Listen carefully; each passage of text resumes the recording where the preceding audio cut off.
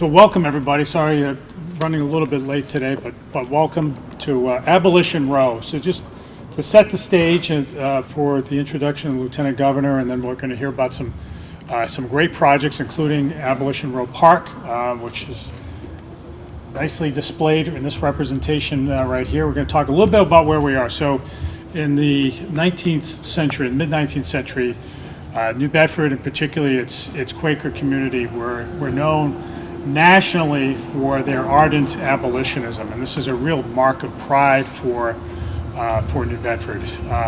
One historian of the time noted in recent years that New Bedford was at once, on the eve of the Civil War, the wealthiest city per capita in the United States, and at the same time had the highest per capita number of fugitive slaves.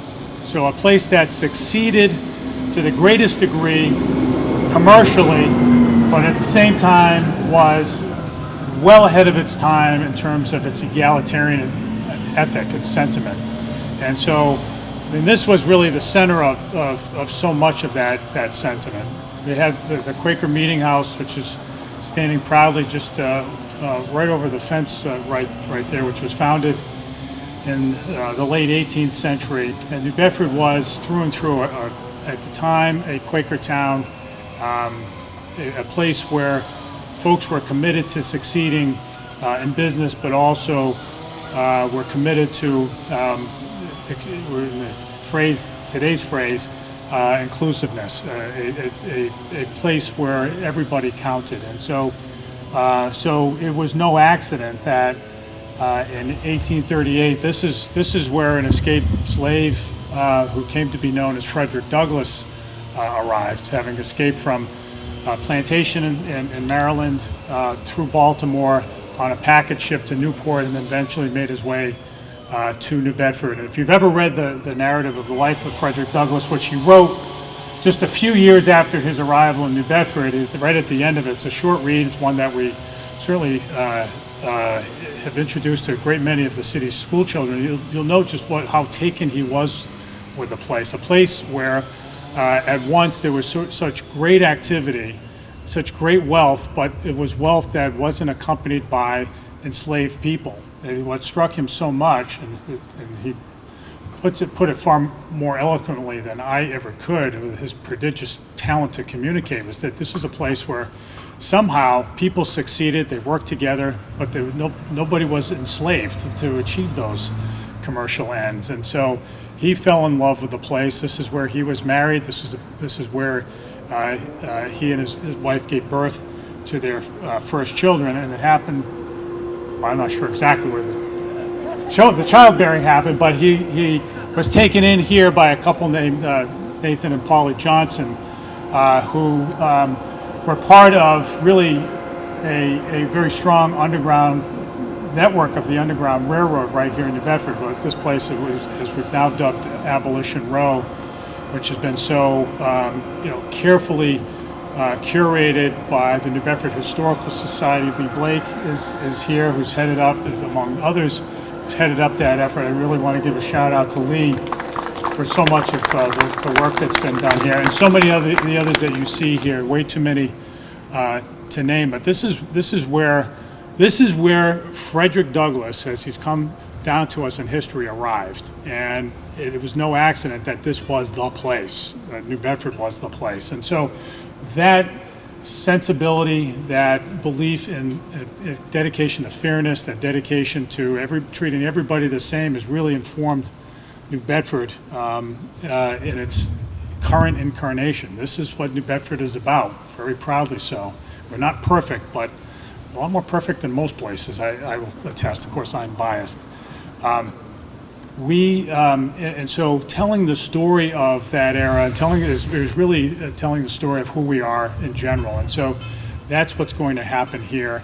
But this can't be done without contributions from a number of folks, including state government. There were lots of other places around Massachusetts that are telling compelling stories as well. And we're so grateful that we have a gubernatorial administration that gets it, that gets that there are, every corner of the Commonwealth has a story to tell about itself, a story that continues to enliven each of these places today. And so we've had a great partner in city and state government over the last 7.5 years to help us tell our story. And we're so grateful of the work that Governor Baker and Lieutenant Governor Polito have done over these years on lots of fronts, whether it's the modernization of our port, it's the work in our schools, or work in a number of facets of city life. But they know, and in particular the Lieutenant Governor has a deep appreciation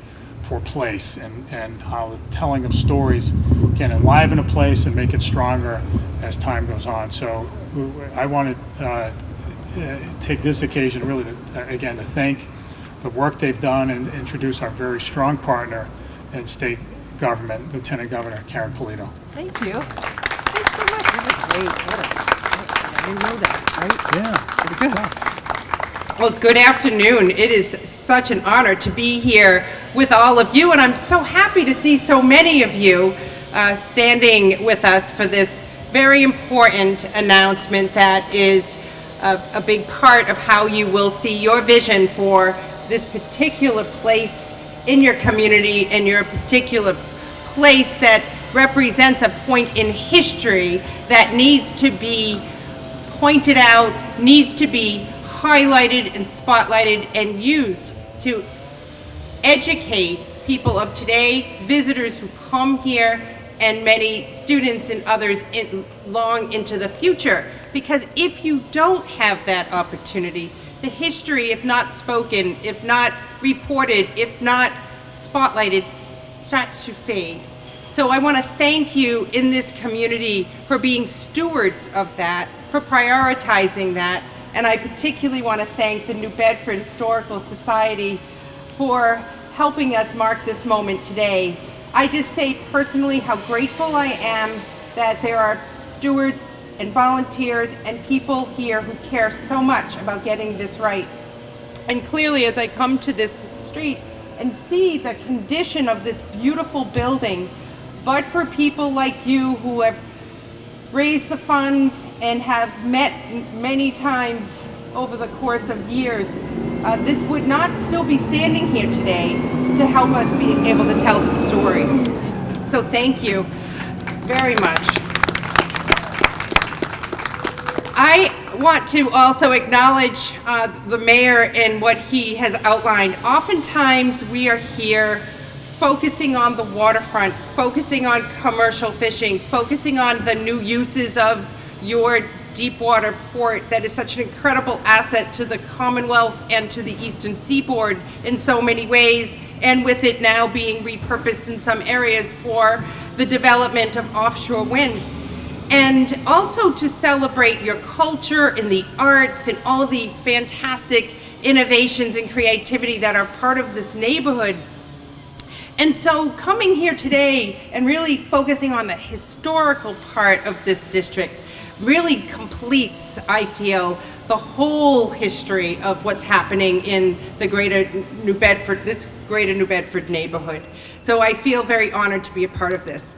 I also want to acknowledge that coming out of COVID, a lot of places like this, cultural institutions, destinations like downtowns and main streets, and historic museums, which are historic, found it very difficult to get through COVID because they were closed, they were restricted, people didn't feel comfortable coming through it. So I want to thank the leadership of our executive office, and you're going to hear from Keiko Oral from MOT, the Mass Office of Travel and Tourism, who repeatedly came to us and to the legislature and said, we need to prioritize our downtowns and our historic areas and our museums and help them recover and rebound coming out of COVID. So the Destination Development Grant Program was born out of that in mind.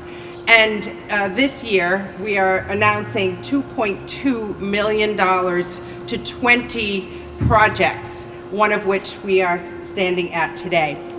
So congratulations to all of the award recipients for applying and for receiving the grant award.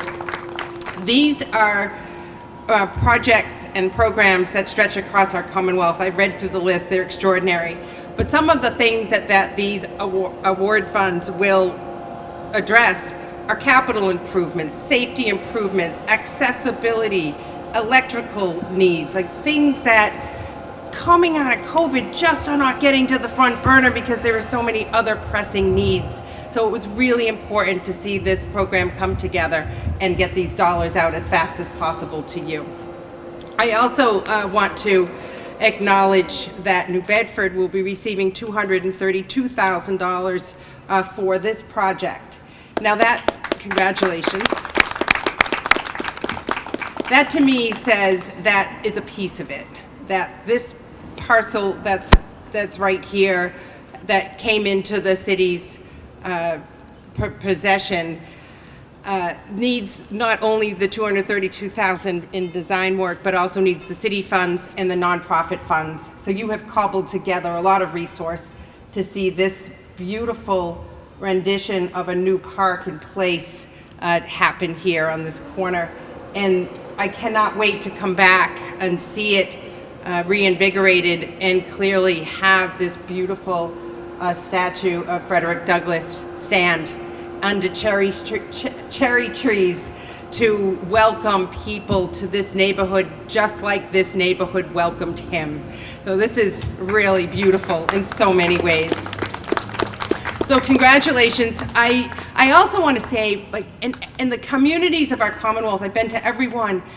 Every community leader that represents a city or town, a legislator, a mayor, a municipal, they're so proud of something in their community. You know, their downtown, their history.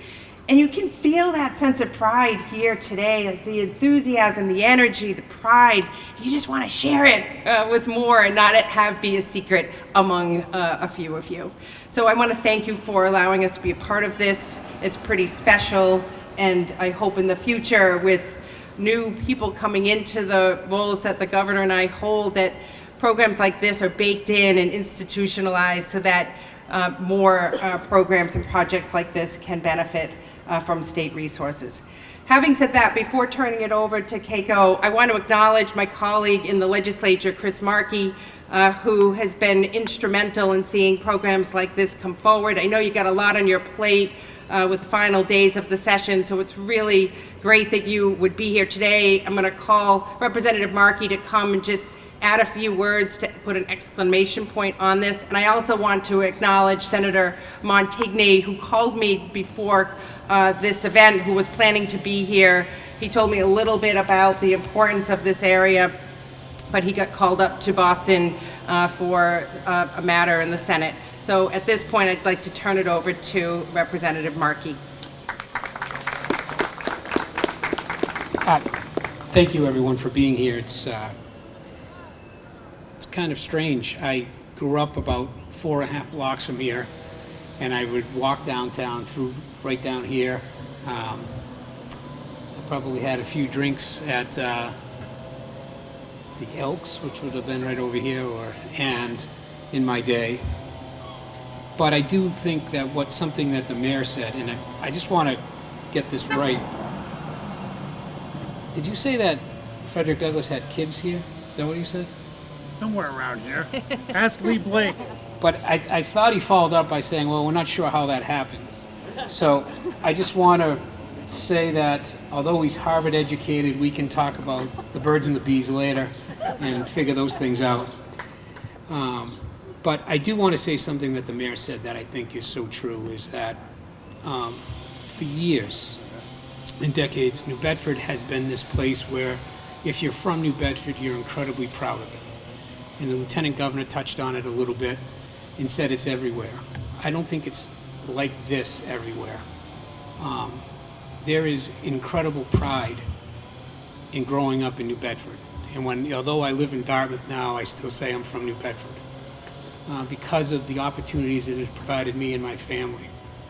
But there's this other sense, and I think it's particularly true in the Cape Verdean community, where there's this tight-knit group of people who make things happen. And it's something that I've seen throughout my entire life in New Bedford, of how the Cape Verdean community stays together, fights together, and how they have these ideas that I think people originally think, what are they talking about? What are we talking about? And then we have this, we have an incredible YWCA, we have all this in a strong Cape Verdean community. And I say it because I think it has so much to do with what we're here for today and the freedoms we have today. And if you go back just a few decades in the difficulties and the struggles of black people and the idea of slavery and how far we have come, and yes, we have to go a lot further, but the idea that this is the place where one of the strongest advocates resided and saw all the intangibles that we see when we have this pride in New Bedford. The intangibles of a common goal. When you look at the waterfront and the seafood and how we are all in that common goal. It's something special, it's something difficult to explain to people and why New Bedford is so wonderful. But when you see something like this, and the hope is that people come and become more educated on these issues and become more understanding of people and the struggles of people and become better human beings because of it. That's what we want. And I think that's what the Historic Society is able to do, is be able to educate people by the preservation of land, buildings, and the history that's behind it. So I hope as a result of this, yeah, it's great that we have a new building, we're gonna get more money, and we're gonna be able to clean up things and do things and have a park across the street. But in the end, it's 30 or 40 years from now when we're better human beings because of this. So I just want to say thank you very much to the Lieutenant Governor, my former colleague, my former classmate in the State House. She's clearly made something of herself as opposed to me, but that's all right. And I do want to say, again, words of thanks to Mark Montigny, too. He has done a tremendous job in doing preserving the things in New Bedford and making sure New Bedford is #1 in his book. I'm surprised he's not here. At least I have a session going on, but I can vote remotely. He's 6 years older than me, so he might have a little more difficult time with that, but he's still, he's doing all right. So I just want to say on behalf of him, thank you as well. Again, thank you very much.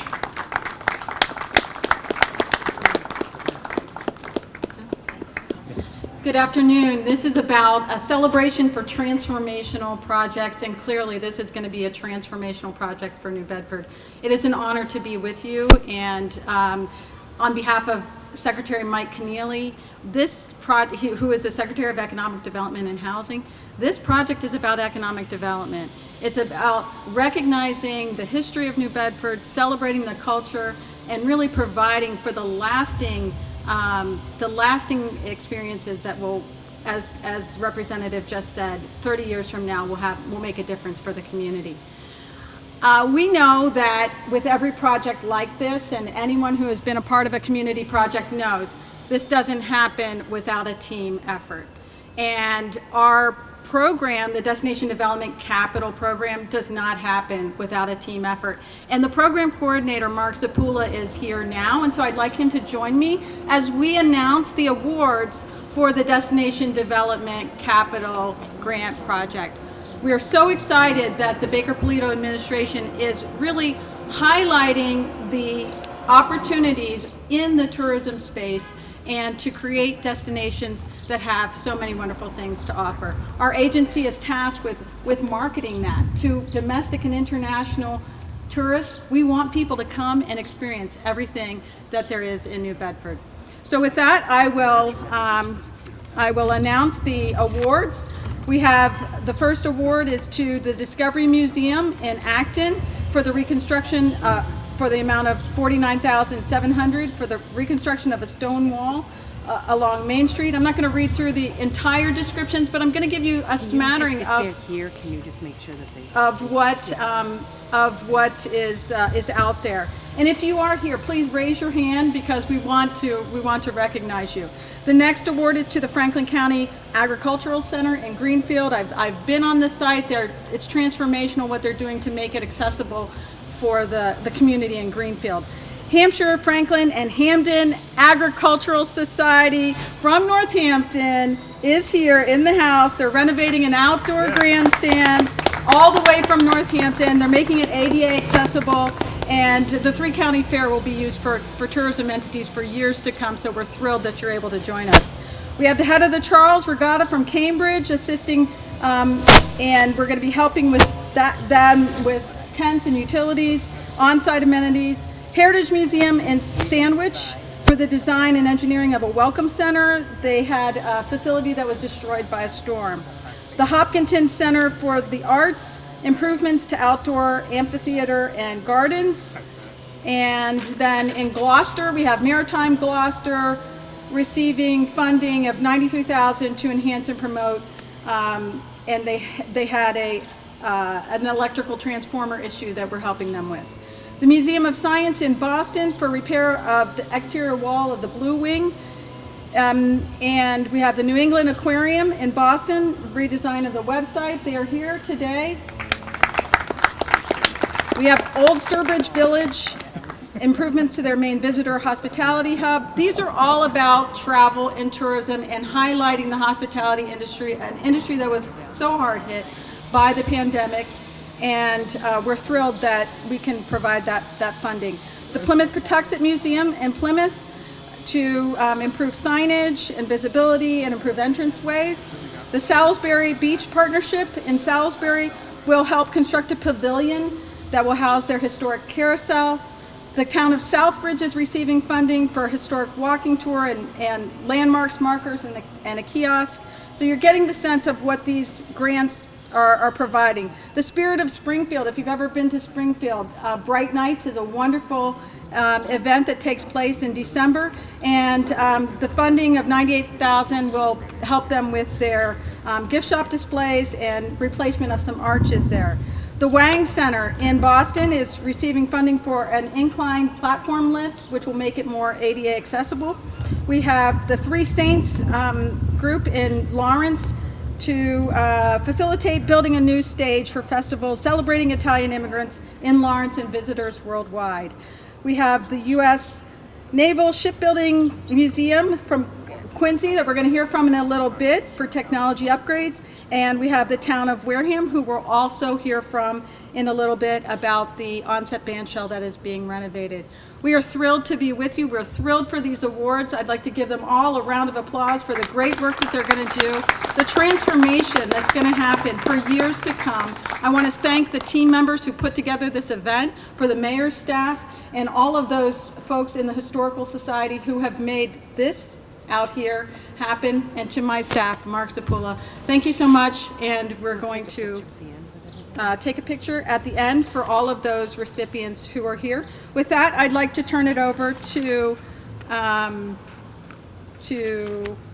Alan Slavin from Wareham. He's going to tell us a little bit about his project in Onset.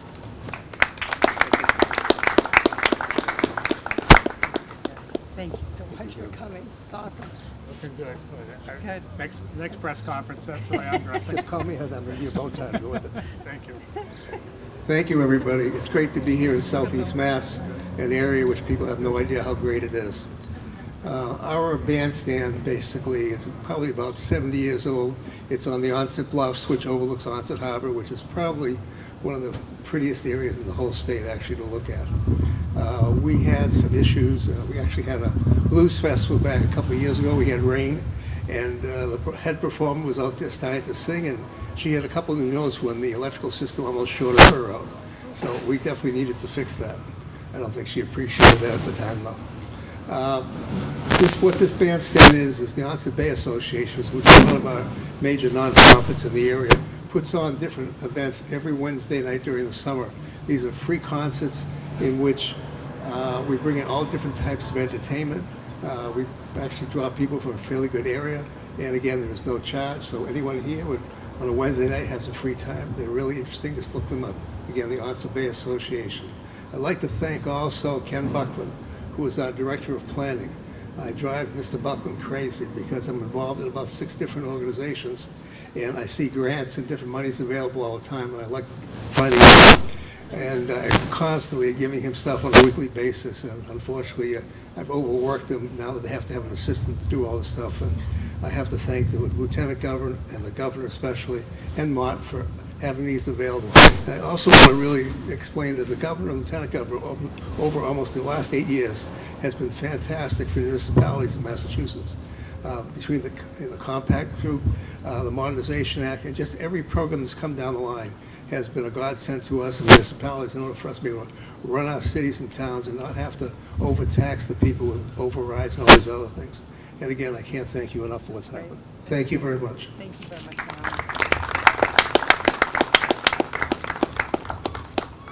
And next, we'll hear from the United States Naval Shipbuilding Museum. Thank you. Amy Huber. Thank you. Thank you very much. Thank you very much. Good afternoon. It's really great to be here. Again, thank you, Lieutenant Governor, Executive Director Kiko, Mayor Mitchell, other dignitaries. It's my pleasure to represent the United States Naval Shipbuilding Museum. Our organization is in Quincy, and it is home to the Quincy-built USS Salem. It's the world's only preserved heavy cruiser ship. And as a coastal community, I think everybody here knows how much work it is to keep a ship going.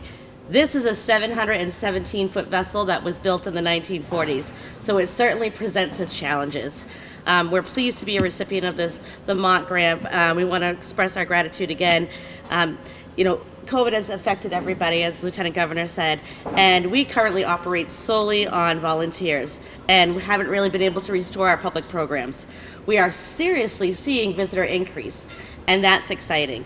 So when it comes to this, just last week we had visitors from Australia, Czechoslovakia, and Germany. So we'll be using this money to improve the Salem's ship appearance, install the necessary equipment for safety, bring it up to code.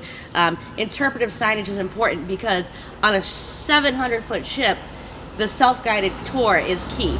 So you're able to take your time and read everything, and we've got thousands of items that have been donated to us over the course of the last few years. As the hometown of President Adams, the father of U.S. Navy, Quincy has stories to tell about our proud maritime history, and we're looking forward to celebrating and bringing the Salem up to speed for the Quincy 400th anniversary in 2025. So thank you very much, and again, feel free to come visit us and discover Quincy. Thank you. Thank you. So a couple of things. I wanted to make another introduction, but I wanted to acknowledge some folks. City Council at Large Shane Burgo is here with us today. He was a huge supporter of this project, has been from the start. Thank you, Shane, for being here. And as I said, this is this entire block. Scott Lima, Ward 5. Sorry, Scott, you're a late arrival. You followed the Seagulls in. But and Scott's been a huge supporter as well of this entire project. As I was getting at earlier, this entire block is a museum of sorts, right? A living museum honoring the city's abolitionist past. And so, what's going to happen here is part and parcel of that. There had been a little over 10 years ago, about 10 or 11 or 12 years ago now, there have been two buildings from that era that unfortunately burnt down, but there's been an effort afoot, as you've heard, to build a park here that speaks to the abolitionist heritage of the city generally, but specifically to this stretch of 7th Street. And so you see right up here the designs of it. I just invite everybody to come on up and take a look, and if you haven't been in the Johnson House to do that, come on in and check that out as well. But this has been long in coming. There's a whole lot, as the Lieutenant Governor mentioned, there's a financing stack here that is comprised of both local and state funds, and I won't go through the whole list, but there's a whole lot of folk and some private funds too from Bristol County Savings Bank. It's been a collective effort because people recognize just how important this particular project is, but it has been, like any other important project, that has been headed up by a group of really dedicated folks who brought others in and have brought the money in with them because they've been so committed. And Lee Blake and the Historical Society have headed that up for many years now, and have worked so diligently preserve New Bedford's history generally, but especially the abolitionist history. And so, Lee, congratulations on the award, and I'd ask you to come on up and say a few words about this project that's been so long in coming.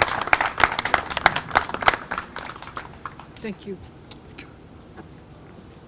Thank you. We've had tremendous support from our elected officials, and you were elected official once. You supported us. And now, of course, from the Mass Office of Tourism and Travel, we always welcome Karyn Polito to come and visit, and she speaks often and she brings checks. So thank you.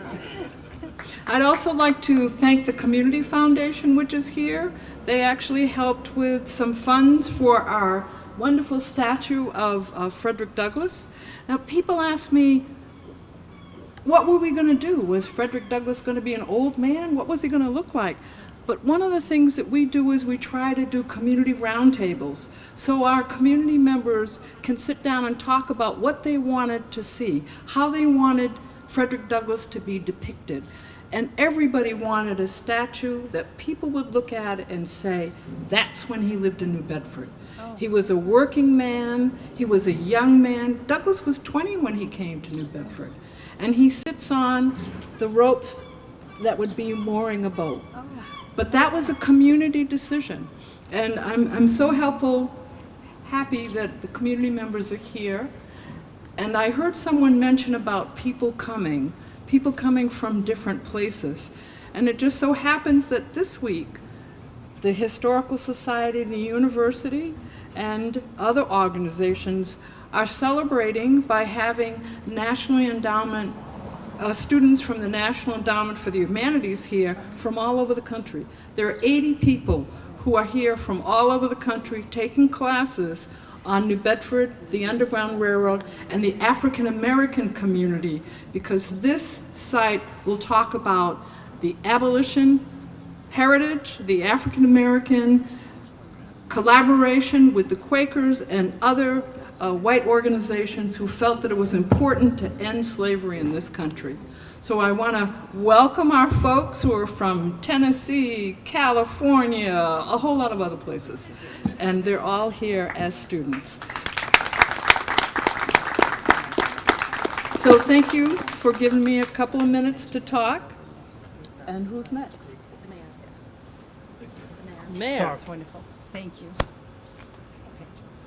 All right, so I think we're going to take a picture, but let me just close out by again, words of thanks to the Lieutenant Governor and the Governor for their support of this really important project. To Keiko, who probably still has a little bit of a hometown bias in her current position. No reason to no comment on that. We appreciate it. Representative Markey for his support of this state program as well. The legislature has made this happen, has made the funds available. And to so many folks. I mean, there's a lot of folks to thank here. There's been so many involved, but this project is underway, and we're really proud of it, and it's really going to be a huge landmark for generations to come. So thank you all. We look forward to the actual ribbon cutting, but for now we'll stick with a group photo.